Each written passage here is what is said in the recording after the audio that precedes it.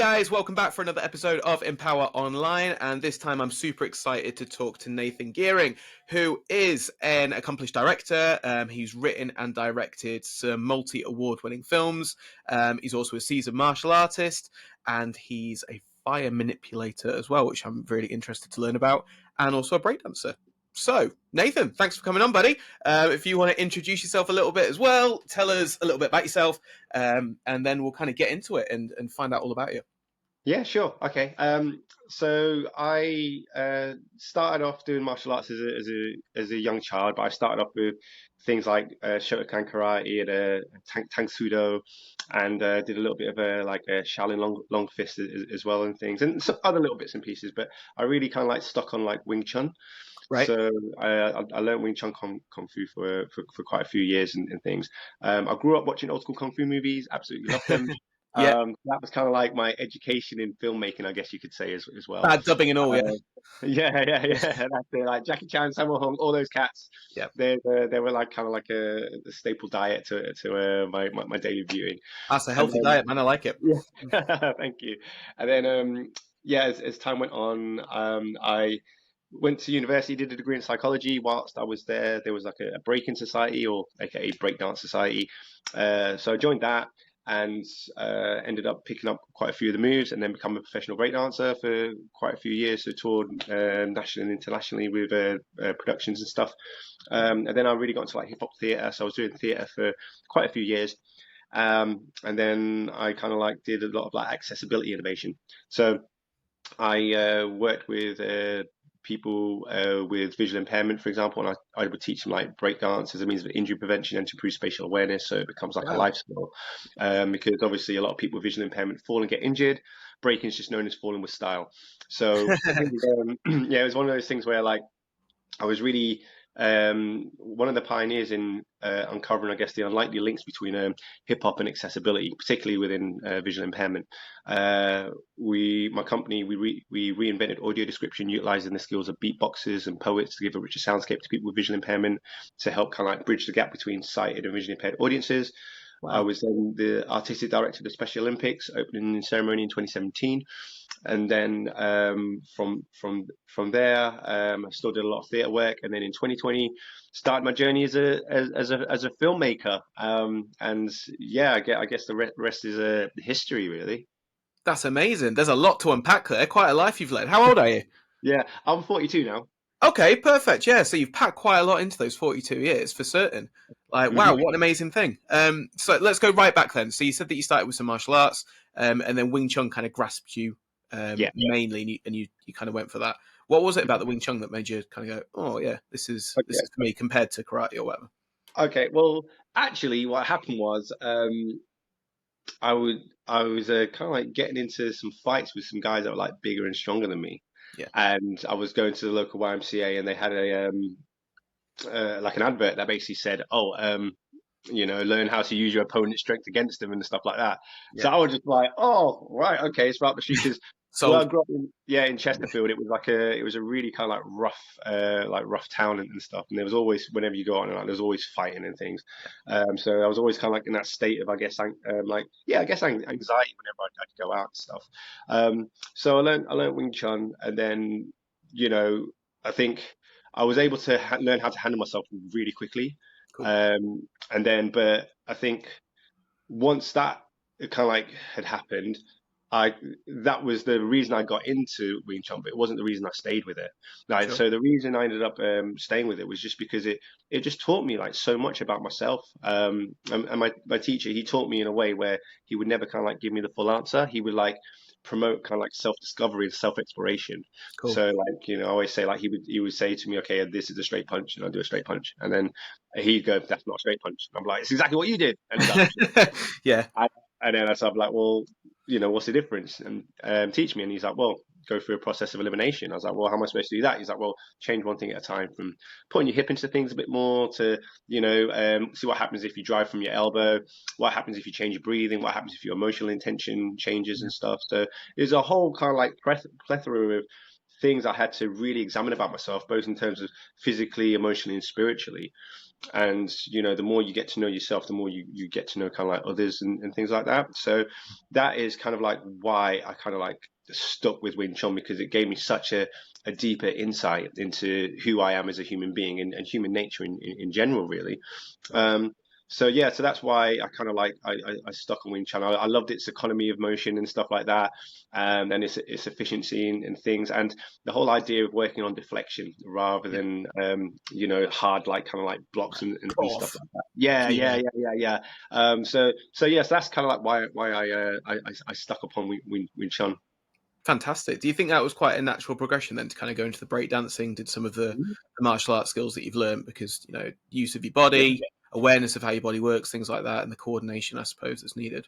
Yeah, 1000%. So, like I said, with the way that my teacher taught me with Wing Chun, I applied that to breaking, because obviously once you understand a few principles of movement, you can then just tweak them for Yeah. certain other moves, and then it still works. And so with breaking, I kind of like took that same approach where I start to understand the principles of body alignment, started to understand how to use momentum and things like that. And then I was able just to apply those to different movements and tweak those to different movements. And then before I know it, boom, like things were just flying with that, really. So Amazing. yeah, that is kind of like how the Kung Fu and the Wing Chun really influenced my breaking skills. And then from there, I was able to progress like really quickly in breaking. And then I was fortunate enough to go and train in Korea with the world champion breakers at the time. That time, the Koreans were just dominating, so Cool. I was fortunate enough to go and train with them. And obviously, Korea, they're like a kicking nation with like Yeah. Yeah. taekwondo and tangsudo and things. So Yeah. I was able to kind of like really see how they generate power using their hips and things and the floor. So yeah, so it was all like it was all the same to me. If that makes sense, it's kind of like it just felt like it was a natural progression, and I could see so much synergies. And obviously, if you look at hip hop culture, like a lot of the breaking moves got inspiration from kung fu movies, because a lot of the kids from like the 70s, they were inspired by kung fu films. They wanted to be like Bruce Lee and Jackie Chan, and so they'd see those moves, and then in the films, and then they'd recreate them and make them into like a breaking movement. So hip hop and breaking have always had a synergy.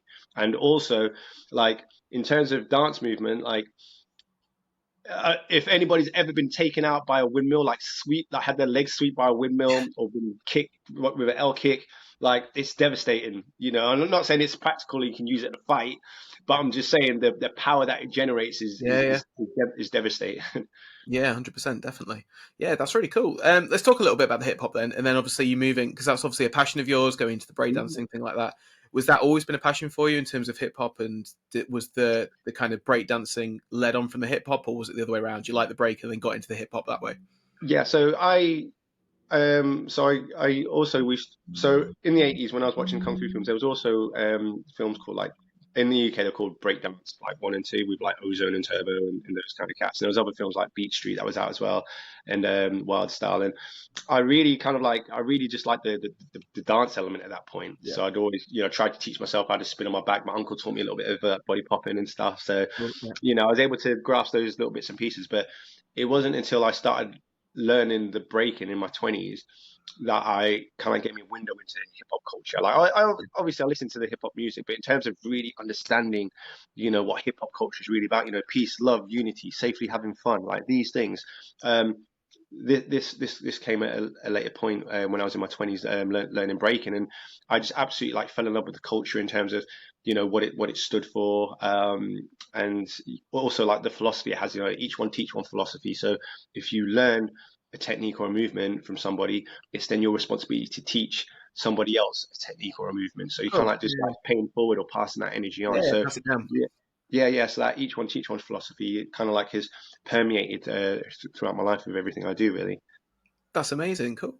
And then you said that you're working with the visual impairment and kind of the Mhm. Special Olympics and things like that. That's an incredible thing to do. So, like, how did you? Because it's not something you'd naturally think about, kind of breakdancing for visual impairment, and it's a bit like, okay, it's a little bit left field, but it's obviously amazing. I think like the more accessibility for people to do things like that, I think is even better. But that must have presented its own challenges, should we say? And yeah, in terms of Yeah.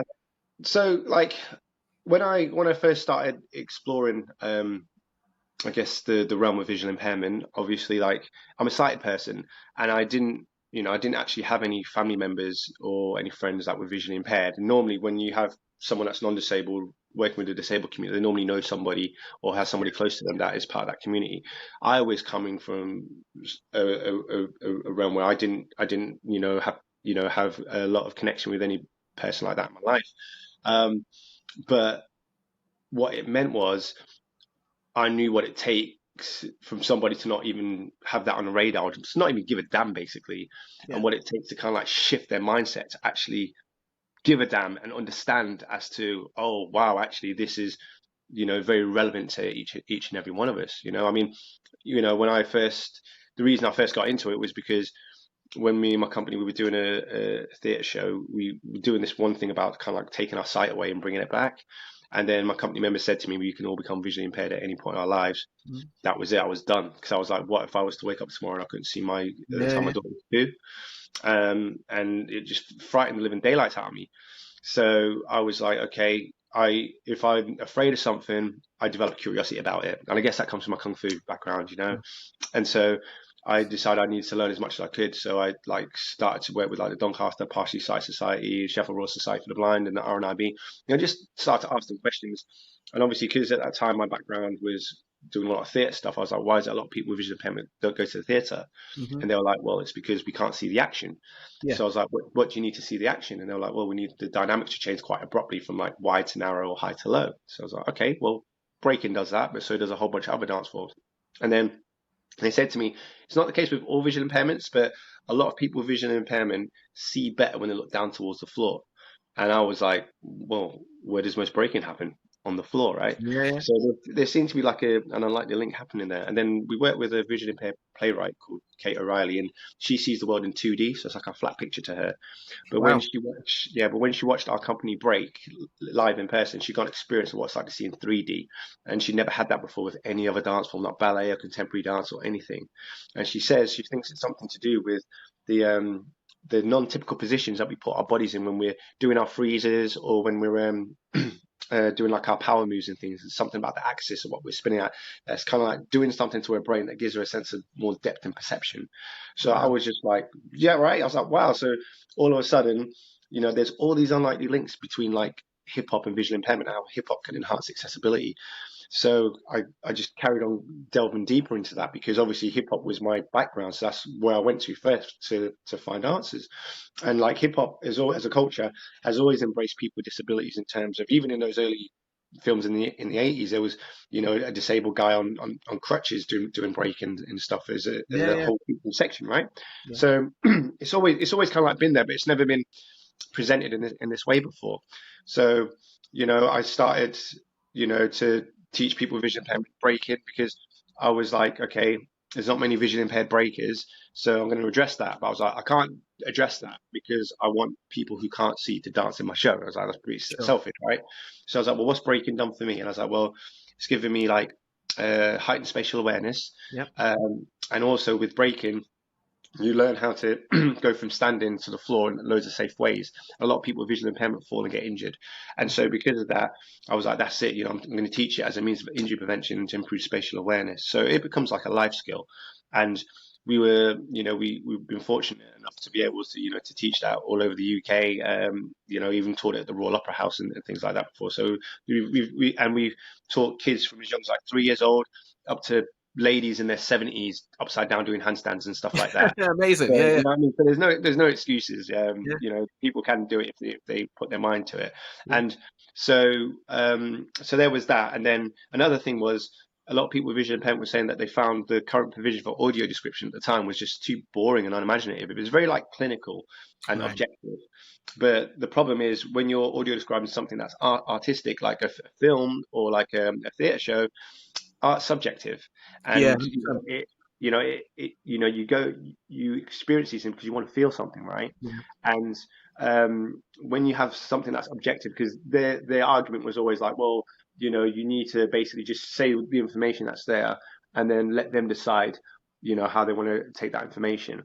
But if the way you're delivering it is so clinical Mm. that it feels like a science experiment, and you've got a really emotive kind of piece going on. Like somebody's really emotional, breaking down, and kind of like she breaks down in tears and starts crying. It takes you out of that space, Oh right? yeah, To yeah. get that emotional experience. So we reinvented audio description, and we utilized the skills of beatboxers and poets and sound effects to give a richer soundscape to people with visual impairment. And my company, we created our own like language, where it's called like RM notation, so rationale method notation. It's a bit like LABA notation, I guess, but for Mm. sound. And we got people with visual impairments to physicalize each sound effect the beatboxer makes. So if a blind or partially sighted person hears a sound effect for a jump, like we'll always use that for a jump, or for a spin, we'll always use that for a spin. So it becomes like an intuitive language for them. So yeah, so I ended up just finding out all these different ways in which how hip hop culture can really like enhance accessibility and bridge the gap between like disabled and non-disabled audiences. That's amazing. Like that's yeah, such an incredible thing to do to kind of like help so many people and have such an effect on people that I'd imagine like just goes into their day-to-day life.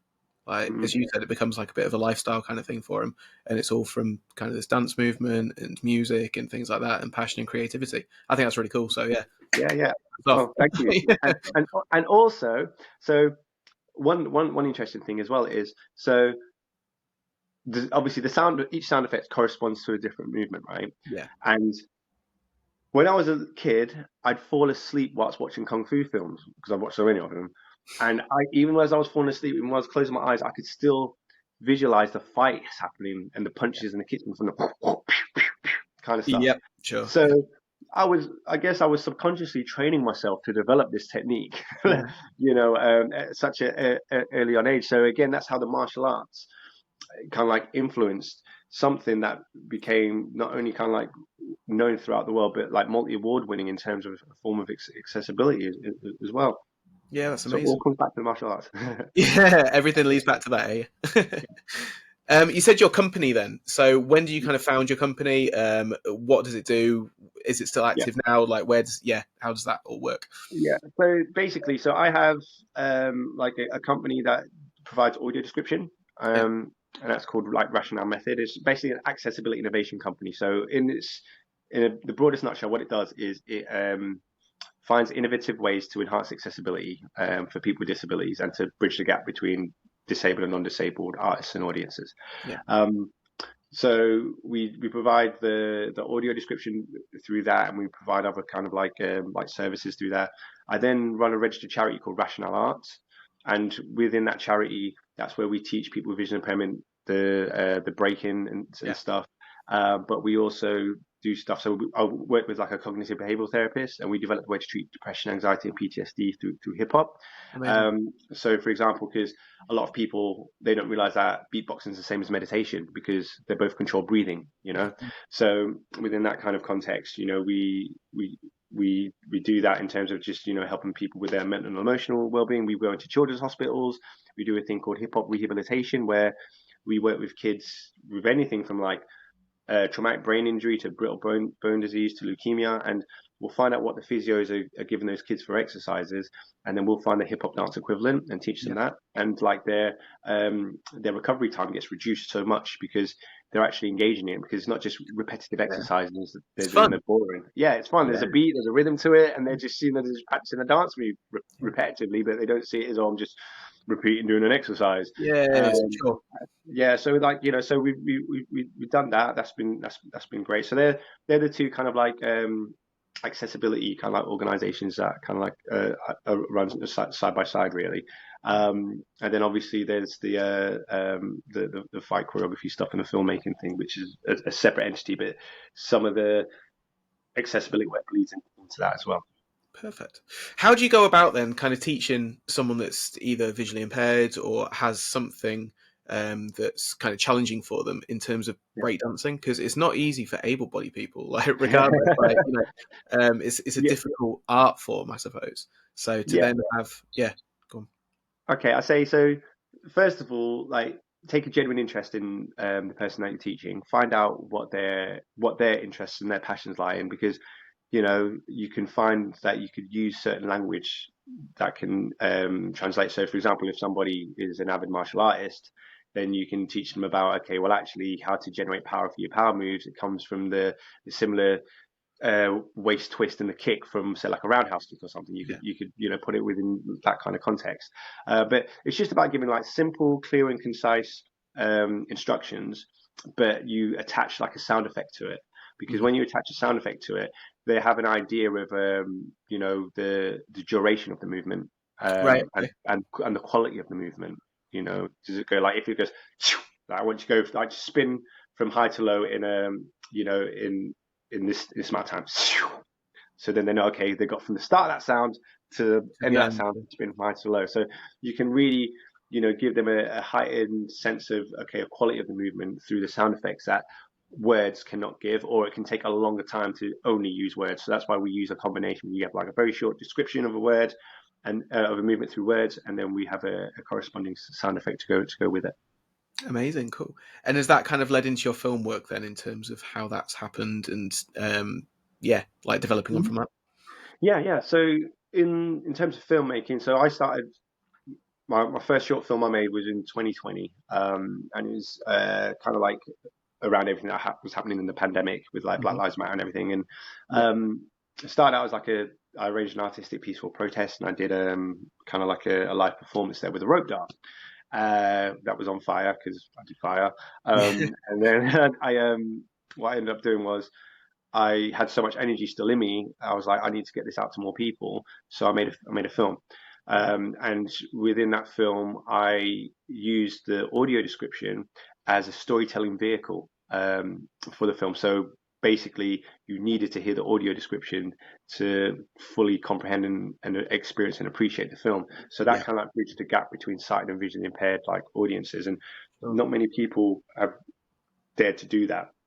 And I think, the reason that it was so successful was because with that one, what we did, we used poetic and emotive text for the audio description Hmm. with kind of like heightened sound effects. So we can't really amped up the sound quality of that. For example, the fire swirling through the air and stuff like that. Sure. Um, and yeah, it like that ended up winning like multiple awards. Won awards for like best audio description, achievement, and accessibility. Won other awards like best editing and cinematography and all that kind of stuff too. But yeah, so that was how the accessibility kind of bled into that. Yeah. And then in terms of like fight choreography and stuff, like I only started doing fight choreography like last April, so not even a year yet. Okay. And so it's early days, right?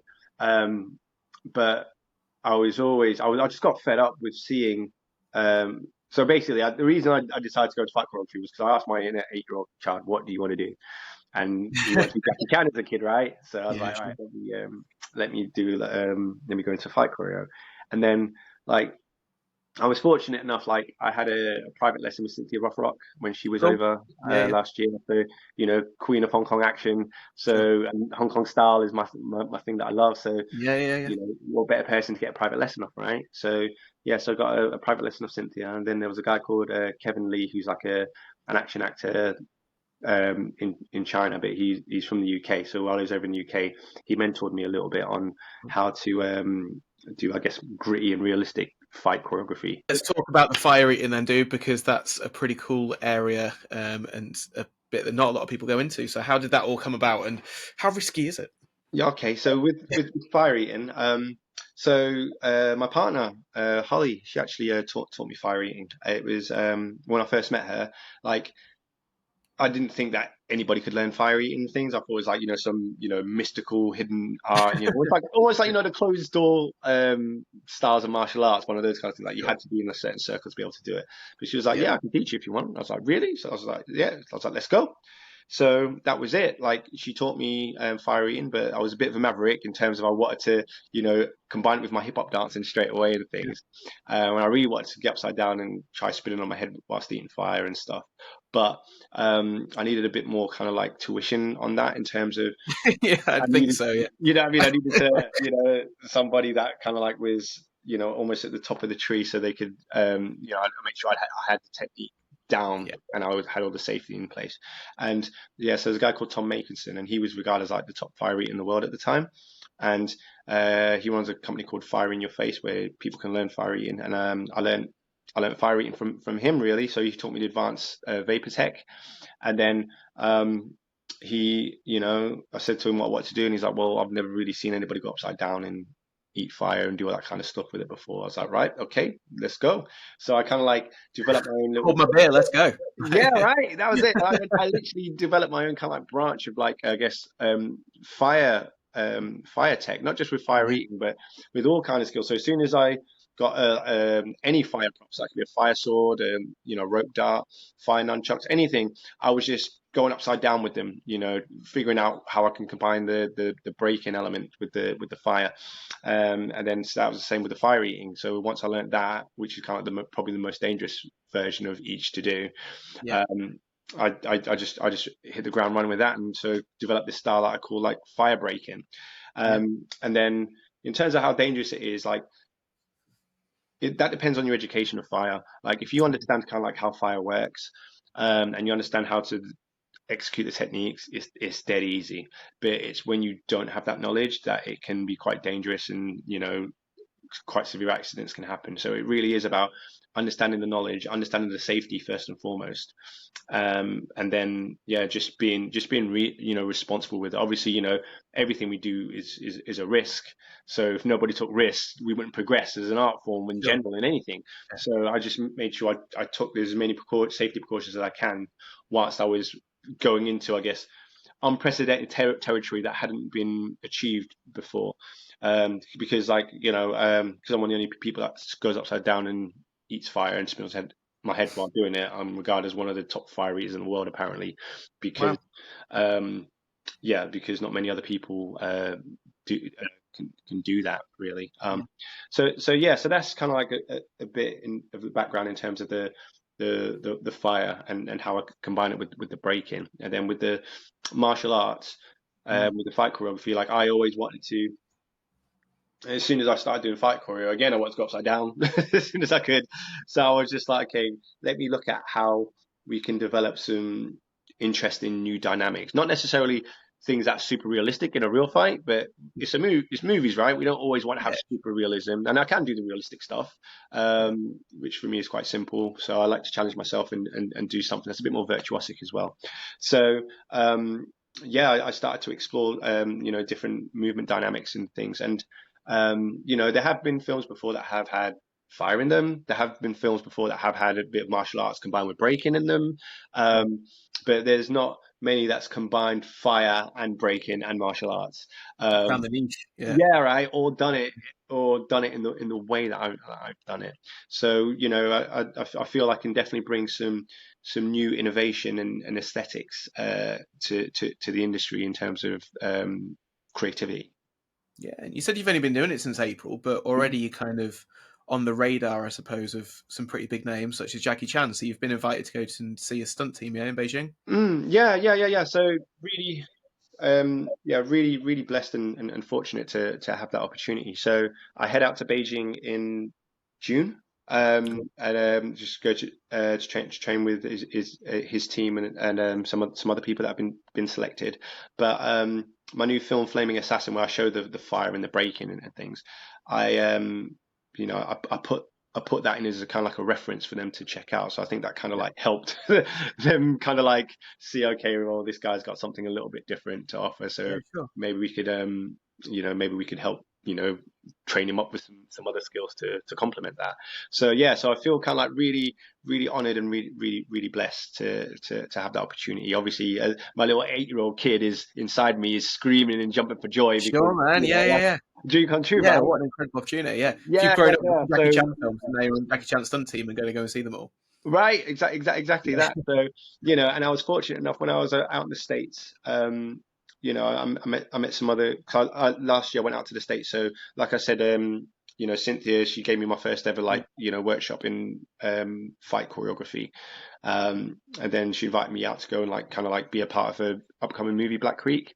Oh, Um, amazing. but yeah, but I'm just like an extra in the background holding a gun, looking mean and stuff. So I'm not really kicking any butt in that. But the main Yeah. reason I was there was to kind of like shadow the fight choreographer, who's a guy called Mike Moller.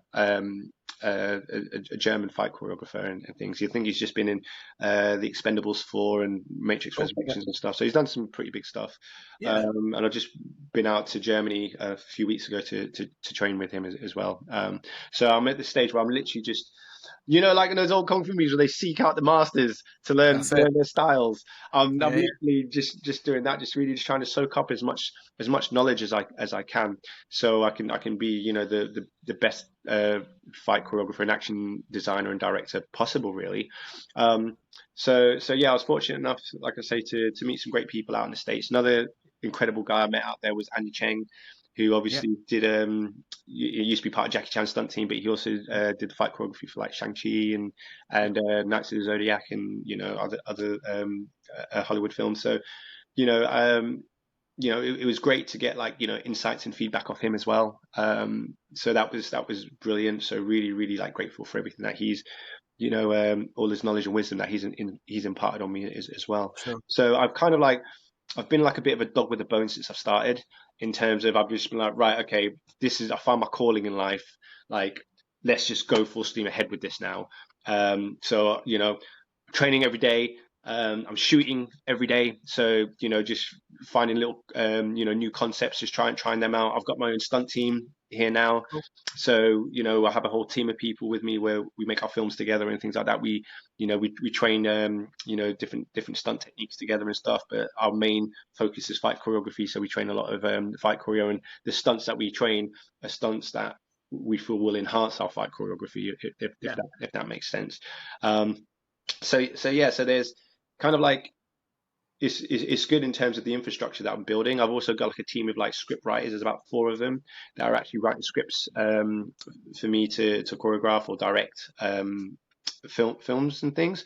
So again, we've just kind of like just got a slate of work that we're just plowing through and things like that. And we explore different concepts with each film. We're doing a few more shorts this year, and then we're going to do like a feature at the end of this year, and then Amazing. we're already planning our second feature after that as well. So yeah, Wow. we just keeping that work rate up, as much as possible. They say, what is it, 10,000 hours to become a master? I'm That's cramming it. as Yeah, many of yeah. those hours Smashing through them. Yeah. yeah, because I'm just so passionate about it, Cool. and so I'm just hungry for that knowledge and that experience. That's amazing. Um, I was just about to say, what are you going to do in the future? Then, what's coming up in the next year? Like, what is there an end goal? Have you got kind of like a thing that you want to? I want to accomplish this, or is Um, it just getting it out to as many people as you can? I think what I wanted, I'd love to be able to get to the point where I can, you know, choreograph and do action design for like a lot of like big budget films. Yeah. I'd love to do Hollywood, of course, but I'd Yeah. also love to do Hong Kong and China, like because that's more of like a homecoming for me as a child again. Sure. And so um, I'd absolutely love to do that. But yeah, I think bottom line, I just want to make great work. That's what it comes down to, Um, putting aside all that, you know, the accolades and the big budget stuff. I just want to make great work. I just want to make interesting work that people can say like, oh, wow, that was done really well, or that was really innovative, or I've never seen that before, or I had a great time watching that. That's all I want to do. Sure. That's amazing. Where can people see your work then? They're like, Okay. yeah, I want to check this out. Where can they Yeah. find you? Okay, right. So, well, at the moment, I have 2 short films that are currently hitting the film festival circuit right now. So you have Drink and Smoke, which is kind of like more about it's like using fire eating as a metaphor to I guess highlight the negative results of excessive drinking and smoking. So, and with that, like how my other film, Still a Slave, had the audio description running all the way through it as a storytelling vehicle, that has that running all the way through it. And, that just got released a few weeks ago, and it's already kind of like won an award for, like, I guess, honorable mention for best experimental film at a film festival. So that's great. Cool. And then Flaming Assassin, which is the one that showcases all the fire breaking stuff. That's just hit the film festival circuit 3 weeks ago, and so that'll be doing a run for about a year. Cool. And yeah, that really really fortunate with that in terms of like how well that's been doing. I mean, like we've like within those 3 weeks, we've picked up like 4 awards already. You know, Wow. we've won awards for best thriller, um, best action, best martial arts, and yesterday we won an award for best European short film. So yeah, in terms of you know that film, it's already come out the gate, and it's done really really well, which I'm really really thankful for. With that film, I really wanted to make sure that the dialogue was just as strong as the action, because Yeah. obviously you get a lot of action films where the dialogue is a bit ropey, but the action's top notch. Yeah, Or sure. you get it the other way around where like, the dialogue is incredible and the action is just whack. So I really wanted Yeah. to kind of like hit a kind of like a sweet spot with that. And so Yeah. wrote and directed all my own films, Amazing. but and edited them as well. Yeah. With my team of script writers, they kind of like on the Flaming Assassin one, kind of like I wrote the story, I wrote the first draft of the script, then I sent it to my team, and then they kind of like rewrote it. So shout out to John Archer and Steve Windle, who was on that. So they helped refine the dialogue. So yes, that's it. So I've got like a really kind of like great infrastructure there as well. And what's happening is a lot of people are now coming to me saying, "Oh, can you help me make this film, or can you make my vision come to life with this, and this?" So a lot of there's a lot of demand and a lot of interest for the type of stuff that we're doing, which is great. If you want to find out more about our stuff, you can just hit us up on an Instagram at RM Action Design. That's the best place to hit us up with at the moment. There will be a website coming out in the next couple of months, so Cool. people can stay tuned on that. But if you want to see my films, yeah, keep posted on our Instagram, and we will be kind of like releasing the festivals that you can see as and when they come. But it's going to be it's been kind of like sent out to festivals all over the world, and like Lovely. I say already, it's doing well on an international level. So hopefully there'll be a film at a festival in your country at the very least. Coming soon near you. Yeah, Yeah, yeah, yeah. definitely. Cool. Awesome. Well, best of luck with everything, Nathan. Thank you so much for coming on. I really, really appreciate it. We'll have to get you back on after June and hear all about the Jackie Chan experience and stuff like that. And yeah, that'd be really cool. And yeah, like amazing. Thank you, man. Oh, brilliant. Thanks a lot for having me. Really appreciate it. Cheers. You're more than welcome. Cheers.